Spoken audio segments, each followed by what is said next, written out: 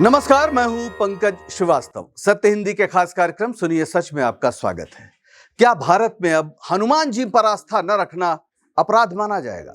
आखिर ऐसी भावना व्यक्त करने वाले मशहूर फिल्म डायरेक्टर एस राजमौली के खिलाफ एफआईआर क्यों दर्ज की गई है? तो क्या आज भगत सिंह होते तो उन्हें दोबारा फांसी दे दी जाती, क्योंकि वो तो घोषित नास्तिक थे? क्या बौद्ध और जैन दर्शन मानने वालों को देश निकाला दिया जाएगा जो ईश्वर की अवधारणा में विश्वास ही नहीं रखते? क्या स्टीफन हॉकिंग जैसे महान विज्ञानियों की किताबों पर बैन लगेगा जो खुलेआम कह गए हैं कि ईश्वर कहीं नहीं है? भारत में धार्मिकता का ऐसा विस्फोट और उधर पश्चिम में नास्तिकों की तादाद लगातार क्यों बढ़ रही है? आखिर क्यों? मिलेंगे इन तमाम सवालों के जवाब हमारे आज के इस वीडियो में। तो शुरू करते हैं आज का सफर, लेकिन शुरुआत में एक खबर। हो सकता है आप इन्हें ना पहचानते हो, लेकिन फिल्मों में रुचि होगी जिसके जादू से कम ही लोग बचे हैं तो बाहुबली और RRR को देखा ही होगा या फिर इनके बारे में सुना होगा। करीब 10 साल पहले कटप्पा ने बाहुबली को क्यों मारा, यह राष्ट्रीय विमर्श का मुद्दा बन गया था और 2023 में RRR इस फिल्म के गाने नाटू नाटू को ऑस्कर में बेस्ट ओरिजिनल सॉन्ग का पुरस्कार मिला था। बॉक्स ऑफिस पर धमाल मचाने वाली इन फिल्मों के निर्माता निर्देशक हैं एस राजमौली।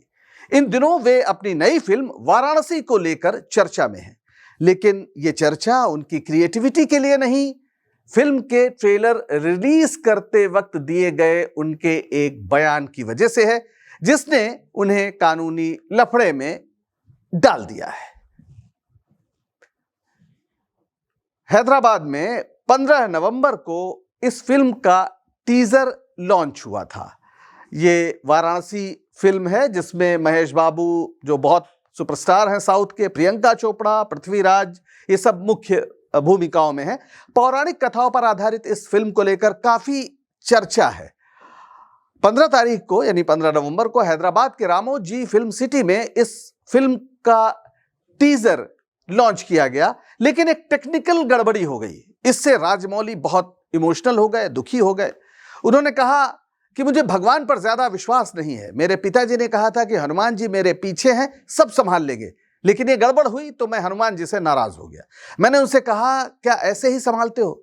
मेरी पत्नी भी हनुमान जी की बड़ी भक्त है, उनसे भी बात करती है ऐसे जैसे दोस्त हो। मैं उनसे भी गुस्सा हो गया, क्या ऐसे करते हैं? राजमौली ने यह भी कहा कि वो खुद नास्तिक हैं, भगवान पर विश्वास नहीं करते। अब यह बात वायरल हो गई और उन पर लग गया हिंदू भावनाओं को ठेस पहुंचाने का आरोप, और फिर हैदराबाद से लेकर दिल्ली तक राजमौली के खिलाफ एफआईआर दर्ज की जाने लगी। राष्ट्रीय वानर सेना, ये भी एक संगठन है, इसने हैदराबाद में और हिंदू सेना ने दिल्ली में राजमौली के खिलाफ थाने में एफआईआर दर्ज कराई।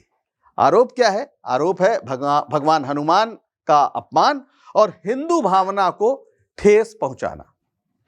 वैसे राजमौली ने पहले भी कई बार कहा है कि वे नास्तिक हैं, उनकी फिल्में रामायण महाभारत से प्रभावित हैं, इंस्पायर्ड हैं, लेकिन वो खुद ईश्वर के अस्तित्व पर यकीन नहीं रखते। बहरहाल, जिस तरह से राजमौली पर कानूनी शिकंजा कसने की कोशिश की गई है, उससे कई सवाल उठ रहे हैं। सवाल यह कि क्या नए भारत में ईश्वर की अवधारणा पर विश्वास न करना यानी नास्तिक होना गुनाह हो गया है? क्या संविधान का वो अनुच्छेद खारिज कर दिया गया है जिससे सबको अपनी आस्था के हिसाब से जीने का हक है और इसमें किसी पर आस्था न रखने का अधिकार भी शामिल है? क्या कहता है संविधान? संविधान का अनुच्छेद 25 ये कहता है कि भारत के हर नागरिक को अंतःकरण की स्वतंत्रता है, यानी किसी पर भी वो विश्वास रख सकता है। फिर संविधान का अनुच्छेद 19 है जो अभिव्यक्ति की आजादी देता है, यानी वो अपनी राय भी जाहिर कर सकता है। जाहिर है इसमें रीजनेबल रिस्ट्रिक्शंस हैं, आप किसी को गाली नहीं दे सकते, लेकिन चीजों के बारे में, विचारों के बारे में अपनी राय आप निश्चित रूप से दे सकते हैं। आप किसी भी धर्म को माने या ना माने, आपकी मर्जी। नास्तिक होना भी पूरी तरह कानून सम्मत है। सुप्रीम कोर्ट ने कई बार कहा है कि नास्तिकता का प्रचार करने का भी हक है, यह अभिव्यक्ति की आजादी है, जैसे किसी धर्म को मानने और उसके प्रचार की आजादी है। वैसे राजमौली के एक बयान को लेकर एफआईआर करवाने वाले धर्म ध्वजाधारी क्या शहीद आजम भगत सिंह को दोबारा फांसी पर चढ़ाने की मांग करेंगे, जिन्होंने मैं नास्तिक क्यों हूं जैसा प्रसिद्ध लेख लिखा था? मैं नास्तिक क्यों हूं, ध्यान दीजिए उसका शीर्षक। भगत सिंह सिर्फ बम पिस्तौल नहीं थे, वे एक उच्च कोटि के दार्शनिक और लेखक भी थे।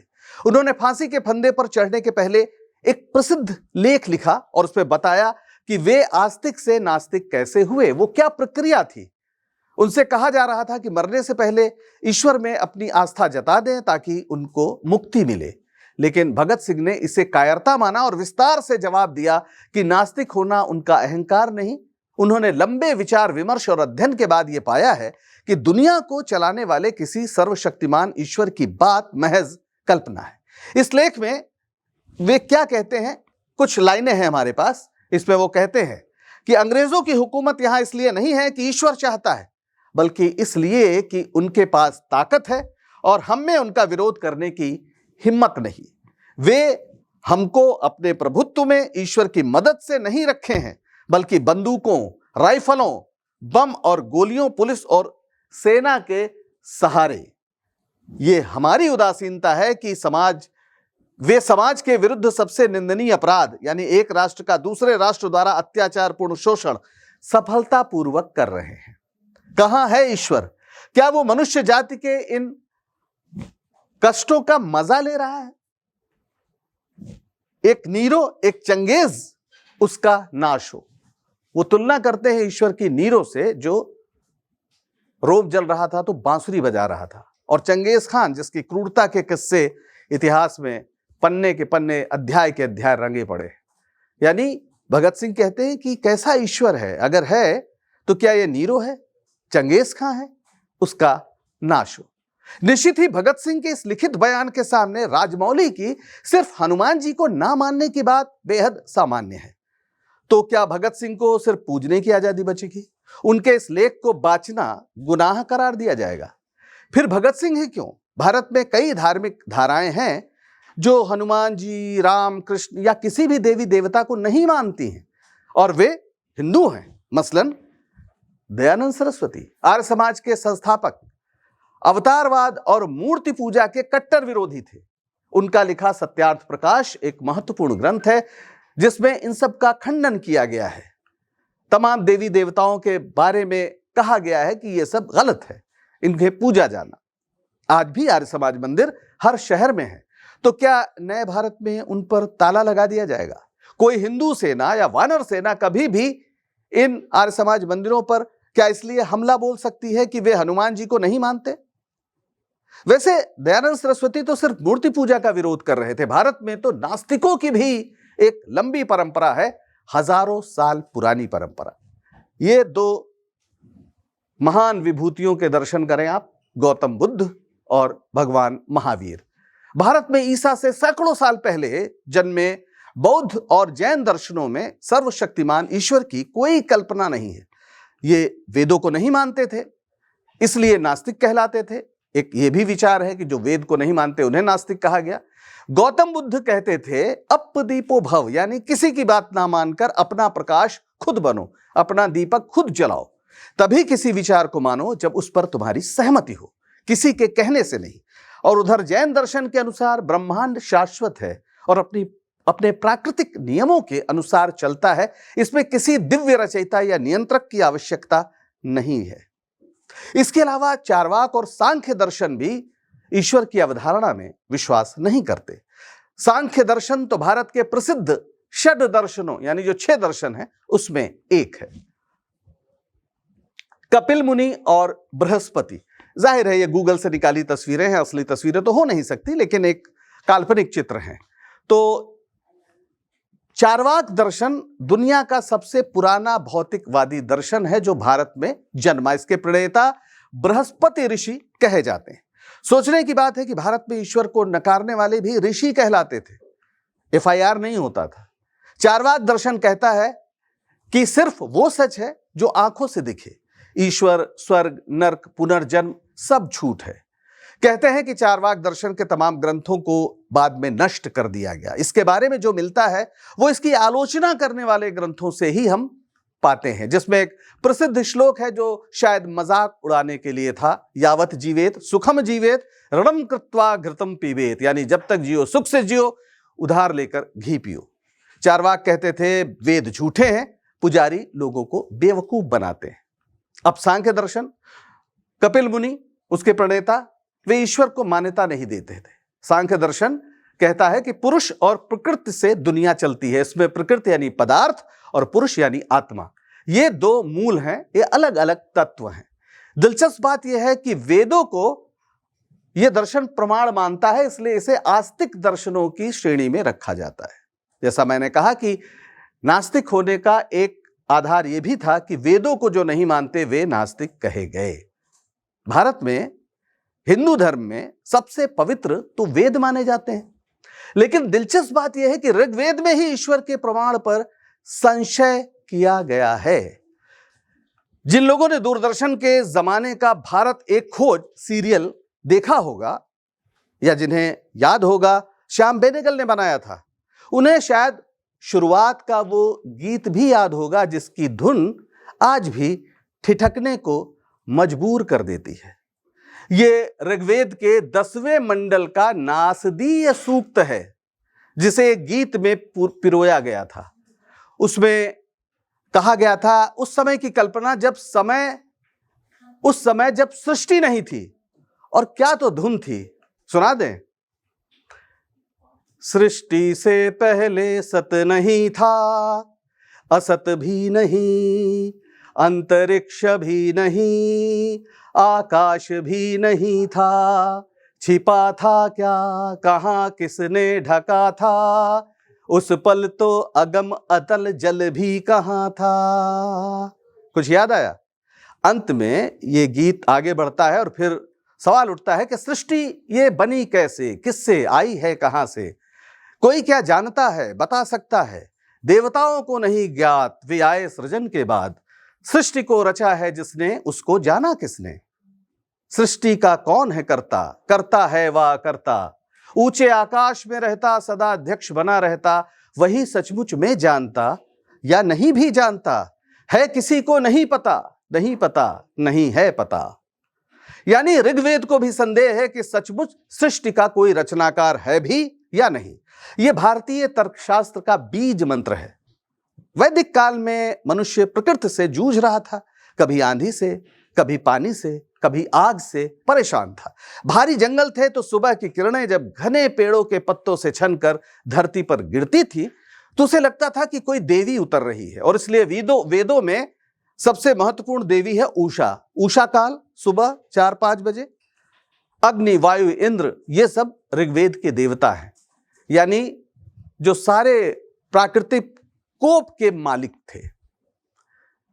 ऋग्वेद में जो संदेह है वो कई सवालों को जन्म देता है। सवाल पूछने की यही जिज्ञासा आगे चलकर विज्ञान को जन्म देती है, और इसी के बल पर मनुष्य ने प्रकृति पर विजय प्राप्त की और प्राकृतिक कोप से बचाने वाले तमाम देवताओं का लोप हो गया, उनकी पूजा बंद हो गई।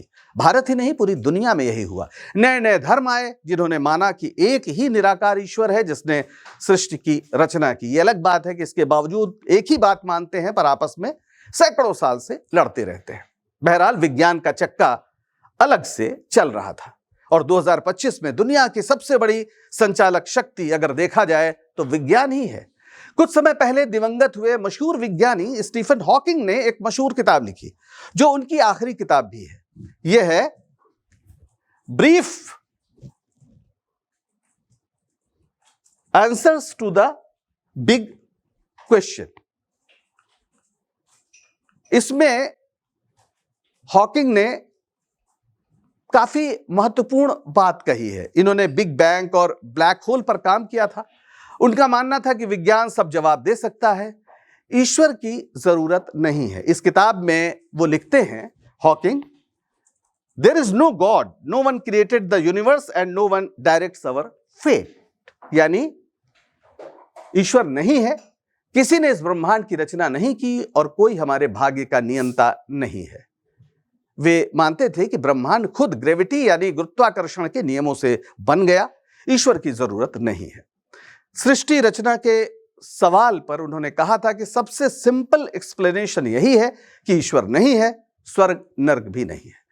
धर्म, खासतौर पर कर्मकांडों के बढ़ते प्रभाव को देखते हुए भारत में हॉकिंग जैसे किसी विज्ञानी के लिए जेल ही तो जगह हो सकती है, लेकिन दुनिया में यह विचार अब तेजी से फैल रहा है। जी हां, दुनिया भर में नास्तिकता यानी एथिज्म या धार्मिक रूप से अनबद्ध, अनएफिलिएटेड, गैर धार्मिक भी कह लीजिए, ऐसे लोगों की संख्या बढ़ रही है। हाल के कई अध्ययन बताते हैं कि मुख्य रूप से विकसित और औद्योगिक देशों में ये बढ़त है। गैलप इंटरनेशनल की 2025 की रिपोर्ट में कुछ महत्वपूर्ण जानकारी है, जो क्या कहती है वो यहां देखिए। वो कहती है कि 2025 से 2024 तक धार्मिक पहचान रखने वाले लोगों का प्रतिशत 68% से घटकर 56% हो गया, जबकि नास्तिकों या गैर धार्मिक लोगों की संख्या बढ़ी है। प्यू रिसर्च, ये भी काफी मशहूर एक इंस्टीट्यूशन है, इसकी 2025 की रिपोर्ट के मुताबिक दुनिया की कुल आबादी यानी 8 अरब 20 करोड़ जो मानी जा रही है, उसमें गैर धार्मिक लोग लगभग 23 से 25% हैं, जो करीब 1.9 अरब होते हैं। सख्त नास्तिक यानी जो बिल्कुल ईश्वर को नहीं मानते, स्पष्ट रूप से ईश्वर को नकारते हैं, उनका प्रतिशत 7 से 14% के बीच है। और 2010 से 2020 तक अनबद्ध यानी अनएफिलिएटेड या गैर धार्मिक लोगों की संख्या 17% बढ़ी है। यानी ये ईश्वर पर तो कुछ नहीं कहते, लेकिन किसी धर्म पर, उसके कर्मकांड पर इनका कोई विश्वास नहीं। यही नहीं, प्यू रिसर्च की हालिया रिपोर्ट के मुताबिक दुनिया के 10 ऐसे देश हैं जहां ईश्वर को ना मानने वालों की तादाद ईश्वर के मानने वालों से ज्यादा हो गई है। यह बड़ा दिलचस्प आंकड़ा है। 10 देश कौन से हैं? चलिए, चीन में तो 91% है, आप कह सकते हैं वो कम्युनिस्ट पार्टी से नियंत्रित एक देश है। लेकिन बाकी, जापान 86% लोग ईश्वर को नहीं मानते, स्वीडन 78% लोग, चेक रिपब्लिक 75%, ब्रिटेन 72%, ब्रिटेन जो कभी ईसाइयत का गढ़ था, वहां 72% लोग ईश्वर को नहीं मानते। बेल्जियम में भी 72%, एस्टोनिया पूर्वी यूरोप का सबसे अमीर देश 72%, ऑस्ट्रेलिया 70%, नॉर्वे 70%, डेनमार्क 68%। ये गौर करिए कि ये वो देश हैं जो काफी समृद्ध देश हैं आर्थिक रूप से, यहां नास्तिकता बड़े पैमाने पर बढ़ी है। क्या इसका मतलब यह नहीं कि रोटी, कपड़ा और मकान, शिक्षा और स्वास्थ्य, अगर इसकी व्यवस्था सरकारों से हो जाए तो लोगों को शायद मंदिर, मस्जिद या चर्च की शरण में जाने की जरूरत नहीं पड़ेगी? यानी एक ऐसी व्यवस्था अगर होती है जहां उन्हें भय नहीं रहता भविष्य का, तो शायद वे ईश्वर के अस्तित्व को लेकर बहुत चिंतित नहीं होते। तो ईश्वर का अस्तित्व भय और आशंका पर टिका है, बहुत लोग ये मानते हैं। भारतीय अर्थव्यवस्था कहने को तो चौथी सबसे बड़ी अर्थव्यवस्था है, पर प्रति व्यक्ति आय के मामले में भारत 194 जो देश हैं उसमें 142वें स्थान पर। डॉलर का मूल्य इधर काफी बढ़ गया है और रुपए की कीमत गिरी है। उसके बाद भारत की प्रति व्यक्ति आय 2,40,000 सालाना यानी 20,000 महीने के करीब आकी जा रही है। लेकिन आय का असमान वितरण है। 1% लोगों के पास 40% संपत्ति है, जीडीपी का 40% हिस्सा, यह भी सच है। 80 करोड़ लोग सरकार के 5 किलो राशन पर आश्रित है और मौजूदा सरकार के लिए यह शर्म नहीं, गर्व का विषय है। इसका ढिंढोरा पीटकर चुनाव में वोट लिया जाता है। सवाल करने वालों को देशद्रोही बताया जाता है। इसलिए राजमौली के खिलाफ हुई एफआईआर कोई अलग थलग घटना नहीं है। बौद्धिक रूप से बदहाल और आर्थिक रूप से लोगों को कंगाल बनाने वाली व्यवस्था को बचाए और बनाए रखने का सुरक्षा चक्र है, जो धर्म रक्षा का नारा देकर नौजवानों को वानर सेना में बदल रही है। आज के लिए बस इतना ही। अगर सच बताने का हमारा यह प्रयास आपको पसंद आ रहा हो तो लाइक करें, शेयर करें और चैनल को सब्सक्राइब करें। सत्य हिंदी का ऐप भी डाउनलोड करें, जिसका पता वीडियो के नीचे डिस्क्रिप्शन में आपको मिल जाएगा। तो अब दीजिए इजाजत, नमस्कार। Copyright disclaimer under Section 107 of the Copyright Act 1976. Allowance is made for fair use for purposes such as criticism, comment, news reporting, scholarship, and research. Fair use is a use permitted by copyright statute that might otherwise be infringing.